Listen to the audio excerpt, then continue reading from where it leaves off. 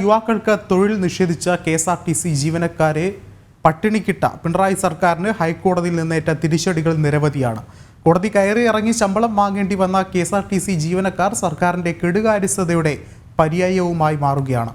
KSRTC വിഷയത്തിൽ നീതിപീഠം പിണറായി സർക്കാരിന് നേരെ നടത്തിയ അതിരൂക്ഷ വിമർശനങ്ങൾ ഈ തെരഞ്ഞെടുപ്പ് കാലത്തും ഏറെ പ്രസക്തമാവുകയാണ്.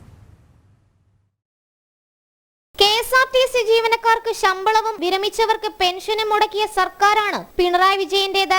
ശമ്പളവും പെൻഷനും മുടങ്ങിയതോടെ സമരങ്ങൾക്കും പ്രതിഷേധങ്ങൾക്കും ശേഷം കെഎസ്ആർടിസി ജീവനക്കാർക്ക് നിരവധി തവണ ഹൈക്കോടതിയെ സമീപിക്കേണ്ടി വന്നു. ഓരോ തവണയും സർക്കാരിനെതിരെ രൂക്ഷമായ ഭാഷയിൽ ഹൈക്കോടതിയുടെ ഭാഗത്തു നിന്നും വിമർശനം ഉണ്ടായി. സാമ്പത്തിക പ്രതിസന്ധിയുടെ കഥനകഥ പറഞ്ഞ കെഎസ്ആർടിസി നിസ്സഹായാവസ്ഥ കോടതിയിൽ ബോധ്യപ്പെടുത്തിയെങ്കിലും സർക്കാർ പട്ടിണിക്കിട്ട ജീവനക്കാർക്കൊപ്പം നിലകൊണ്ടു ബഹുമാനപ്പെട്ട നീതിപീഠം. കെഎസ്ആർടിസിയെ സഹായിക്കേണ്ട ബാധ്യത കടുത്ത ഭാഷയിൽ തന്നെ പിണറായി സർക്കാരിനെ ഹൈക്കോടതി ഓർമ്മിപ്പിച്ചു.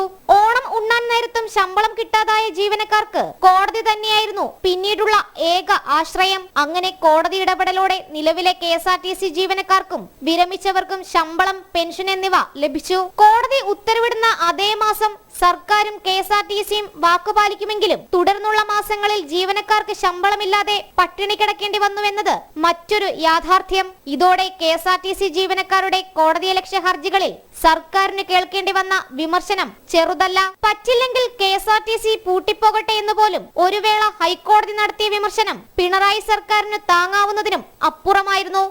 ജനം, കൊച്ചി.